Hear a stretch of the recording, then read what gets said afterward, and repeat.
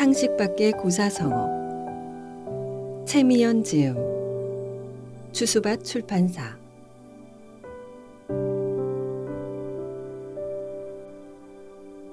저자는 언어가 표현의 수단을 넘어 그 시대의 가치를 반영하는 그릇이라는 점에 주목하여 고사성어를 비롯한 한자에 담긴 지혜와 이야기를 재미있게 소개하고자 이 책을 썼다고 합니다. 단순히 옛말의 유래를 아는 것을 넘어 현재 쓰이는 뜻과 어떤 차이점이 있는지 짚어나가다 보면 고사성어를 보다 창의적으로 활용하며 일상을 새롭게 보는 눈을 가질 수 있을 것이라고 합니다. 우리가 익히 들어서 알고 있는 고사성어의 뜻과 전혀 다른 뜻을 저자가 설명해 주는데요. 정말 흥미롭게 읽었습니다. 그중 저는 2가지 고사성어에 대한 이야기를 소개해 드릴까 해요. 그럼 책 속으로 가보실까요?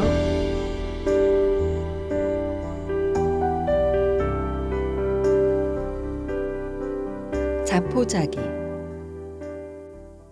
사람들은 도저히 넘을 수 없는 큰 벽 앞에서 간혹 자포자기를 생각한다. 자포자기란 절망에 빠져 자신을 스스로 포기하고 돌아보지 않는다는 말이다. 여기서 자포자기의 포기는 포기와 발음은 같지만 뜻은 다르다. 포는 사납다, 해치다라는 뜻이므로 자포자기를 글자대로 풀이하면 자신을 해치고 자신을 버린다이다. 반면에 포기는 하려던 일을 도중에 그만두어 버리다라는 뜻이다. 보통 중도포기라고 많이 쓴다. 한자에는 발음은 같지만 뜻이 다른 글자가 꽤 있고 간혹 이 2 표현처럼 의미가 혼동되는 것들도 있기 때문에 유의해서 보아야 한다. 살면서 가장 경계해야 하는 것 중 하나가 자포자기하는 태도이다. 자포자기하지 않으려면 어떻게 해야 하는가? 맹자가 여기에 명확한 답을 제시했다.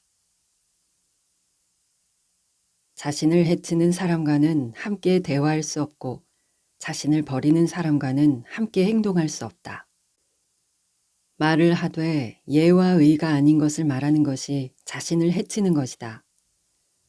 내 몸이 인에 머물지 못하고 의를 실천하지 못하는 것이 자신을 버리는 것이다. 이는 사람이 편히 머무는 집이고 의는 사람이 바르게 걸어가는 길이다. 편안한 집을 비워둔 채 머물지 않고 바른 길을 버리고 따르지 않다니 슬픈 일이다. 자포자기는 인의에서 나온 말이다. 맹자에 따르면 자포자기란 스스로를 해치고 버리는 것이다. 자포의 기준은 인이고 자기의 기준은 의이다. 인과 의를 행하지 않는 사람이란 더 나은 사람이 되고자 또는 훌륭한 인격체가 되고자 노력하지 않는 사람을 통칭한다. 인품이 모자라거나 인격 수양이 덜 된 사람일 수도 있다. 나 자신이 이런 사람이 되어서는 안 되며 이런 사람을 가까이 할 수도 없고 해서도 안 된다.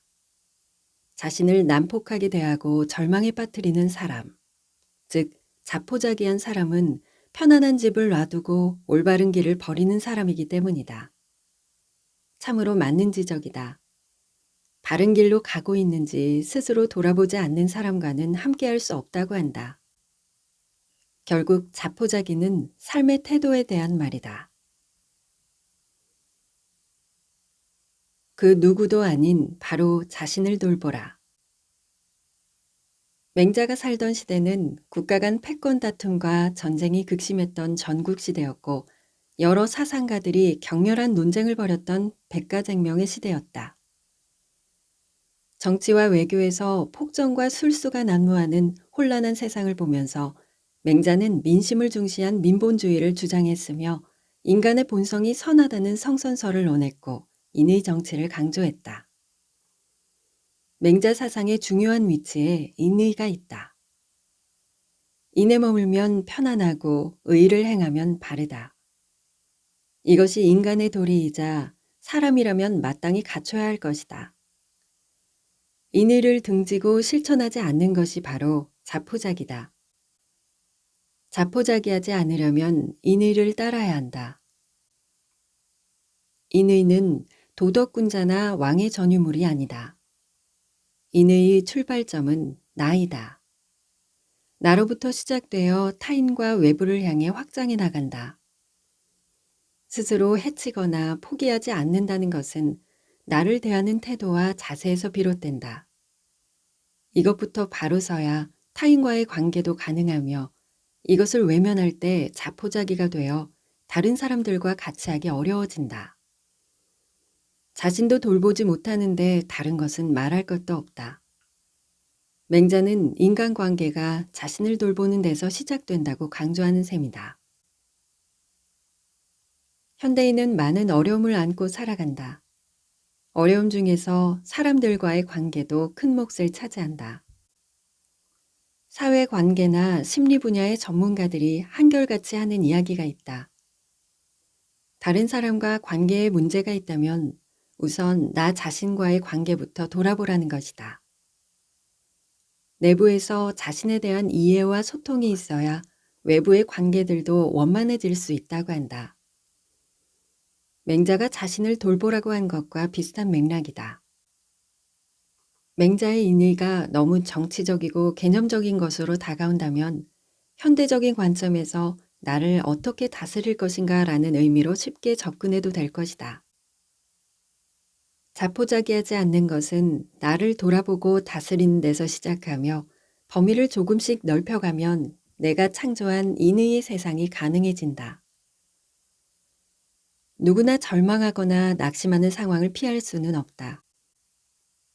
결국 나를 대하는 마음과 태도가 건강하게 유지될 때 삶에 애정을 갖는 사람들과의 관계가 이어지고 지금의 어려운 상황을 극복하는 힘도 얻을 수 있을 것이다. 선견지명. 미래 사회에는 집안에서 물건을 사고 쇼핑도 할 수 있고 대중매체가 아닌 1인 미디어 시대가 도래할 것이다. 어린 시절 이런 얘기를 들을 때마다 나는 코웃음을 쳤었다. 내 생전에는 이런 일이 벌어지지 않겠지. 허황된 얘기를 참 실감나게도 한다고 생각했다. 그런데 누군가가 예측했던 그런 시대가 너무도 정확하게 그리고 빨리 와버렸다. 코웃음 쳤던 나와 달리 미래를 주도한 사람들이 있었다는 이야기다. 앞으로는 사회 변화가 더욱 급격해질 것이라는 예측에 이제는 전적으로 동의할 수밖에 없다. 겪어보니 알게 되었다. 상상한 만큼, 아니 상상한 것 이상으로 세상은 변화 중이다. 로봇과 인공지능이 보편화되고 인간의 쓸모에 대한 고민이 생겼다.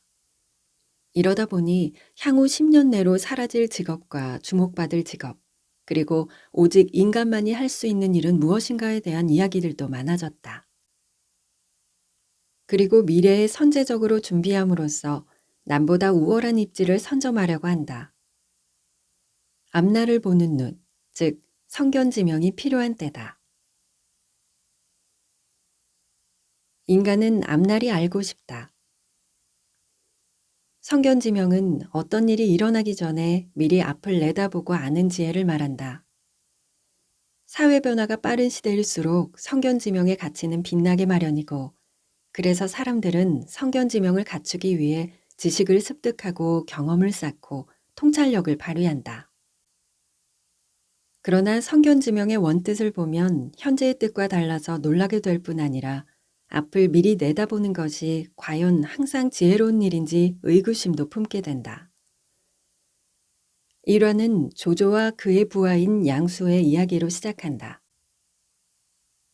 양수는 젊은 시절부터 발군의 재능과 총명함으로 항상 조조의 심중을 헤아릴 줄 알았고 후에는 조조의 사위가 되었다.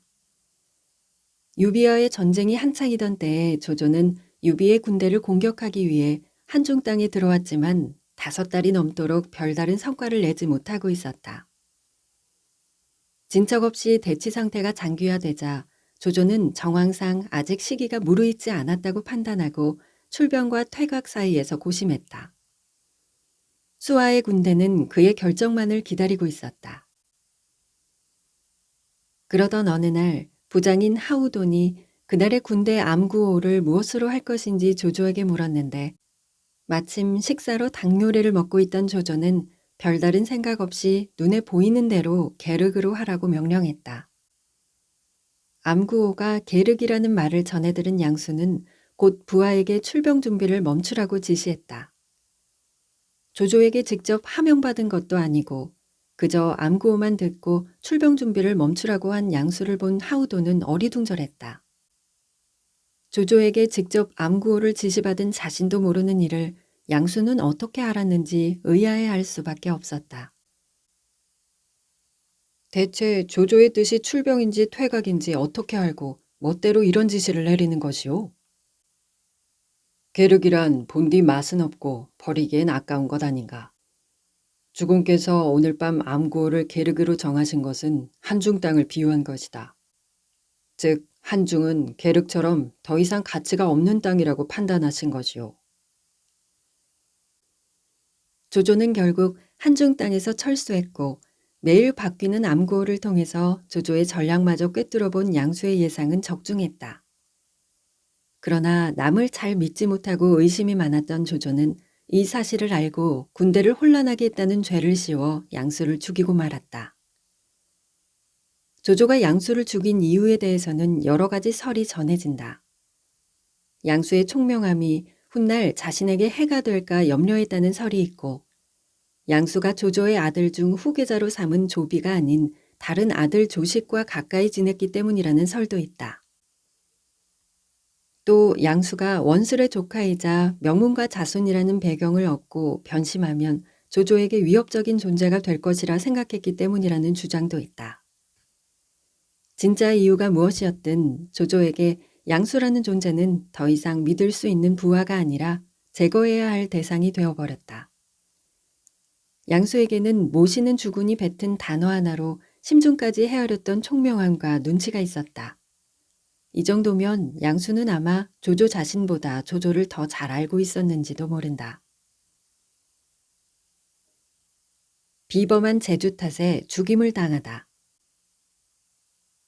양수의 아버지 양표는 아들의 죽음으로 비통에 빠졌다.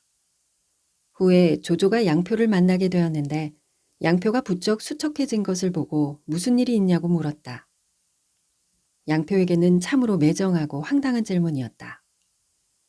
똑똑하고 충정 깊었던 아들에게 죄를 뒤집어 씌워 죽인 조조에게 깊은 타격을 안겨줄 대답이 필요했다. 양표는 이렇게 답했다. 한무제의 충신인 김일제에게는 아들이 있었습니다. 평소 무제 앞에서 행실이 좋지 않았던 아들의 부덕이 훗날 화가 될까 두려워서 김일제는 아들을 제 손으로 죽였습니다. 저는 김일제처럼 미리 내다보는 지혜도 없고 그저 늙은 소가 송아지를 핥듯이 자식을 사랑하는 부모의 마음만 있을 뿐입니다. 부드럽지만 진심이 담긴 이 말을 들은 조조는 부끄러움을 느꼈다. 양표가 조조 앞에서 말한 성견지명에는 아들을 죽인 조조를 향한 원망과 함께 조조의 좁은 도량에 대한 비아냥도 묻어난다.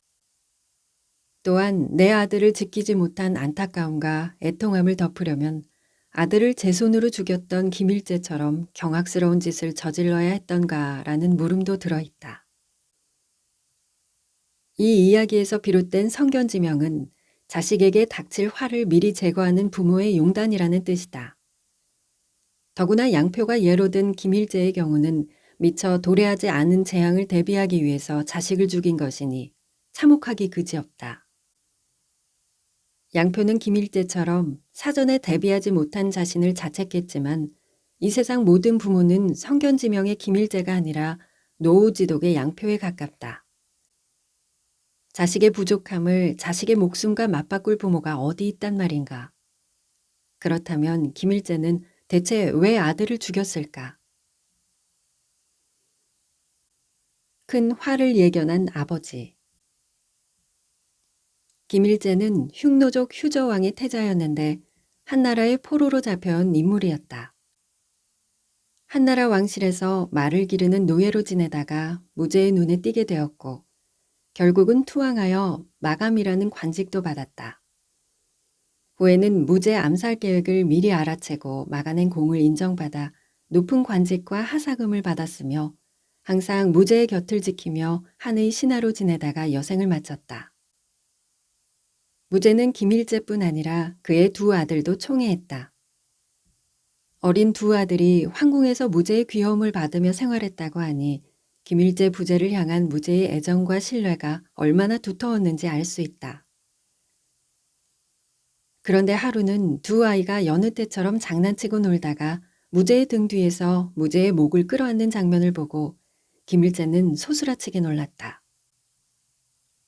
그는 아무리 귀여움을 받는다 해도 이는 분명 법도에 어긋난 과한 행동이라고 생각하여 아이들에게 크게 화를 냈다. 그러나 이를 본 무제는 왜 화를 내냐면서 되레 김일제를 나무랐다. 중요한 사건은 아들들이 장성한 후에 일어났다. 어느 날 김일제가 성년이 된 장남이 궁에서 궁녀와 노닥거리는 것을 보게 되었다. 그냥 두었다가는 필히 큰 화를 자초할 것이라 판단하고 그는 장남을 죽였다. 무제가 이 사실을 알고 대노하자 김일제는 아들을 죽일 수밖에 없었던 상황을 고해 바쳤고 무제는 상심의 눈물을 흘렸다. 그리고 이 일을 계기로 김일제를 더욱 신임하게 되었다. 한서에는 궁녀와 노닥거렸다라는 한 글자만 기록되어서 아들이 구체적으로 무슨 행동을 했는지 알 수는 없지만 국내의 모든 여인들은 황제의 여인이었기 때문에 다른 남성이 가까이 할 수 없었다. 때문에 김일제가 보기에 제 아무리 황제의 총애를 받는 아들이라 할지라도 틀림없이 용서받지 못할 것이라 생각한 것이었다. 자식을 죽인 아비는 잔혹하다. 김일제가 이런 극단적인 행위를 한 것은 적국인 흉노 출신으로서 한 왕실에서 살아남기 위해서였는지도 모른다. 설령 그렇다 해도 김일제는 제 손으로 아들을 죽인 잔혹한 인물임은 틀림없다. 그러나 중국의 역사서는 대대손손 충신의 집안으로 높게 평가했다. 이 민족이 귀화하여 복록과 시호까지 받은 모범적인 사례로 들기에 적합했기 때문이다. 김일제는 품행이 바르지 못한 자식의 죽음을 미리 내다보았고 미연에 방지하기 위하여 자식을 죽였다. 성견지명은 여기에서 나온 말이다. 부모의 마음보다 신하의 마음이 더 컸던 것일까? 아들이 아무것도 모른 채 무제의 목을 잡고 놀던 어린 시절부터 행실을 바르게 가르쳤다면 또는 성인이 된 후에라도 어른으로서 해야 할 행동과 해서는 안 될 행동을 가르쳤다면 그것이 진정한 성견지명은 아닐런지. 못난 아들을 둔 김일제와 잘난 아들을 둔 양표. 그들은 결국 둘 다 아들을 잃었다. 양표는 김일제에게 성견지명이 있다고 말했지만 정작 성견지명은 계륵이라는 단어 하나로 철군을 예견한 양수에게 있었다. 그리고 아이러니하게도 조조 손에 죽게 될 것을 내다보지 못한 양수에게 성견지명은 없었다. 양수는 자신의 앞날은 알지 못했다. 제1신의 앞날도 전혀 내다보지 못하는 인간에게 다가올 미래와 시대를 예견하는 성견지명이란 애초에 어불성설인지도 모른다. 현재 우리는 성견지명을 긍정적인 의미로 쓰고 있지만 출전에 근거한 원뜻은 사뭇 다르다. 세월의 격차만큼 의미에서도 많은 변화가 있었다.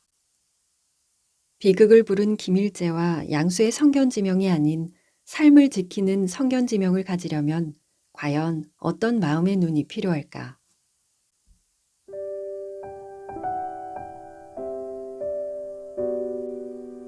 오늘도 함께 해주셔서 감사합니다. 당신의 생각이 머무는 글 속에서 당신을 기다리는 낭만 독백이었습니다.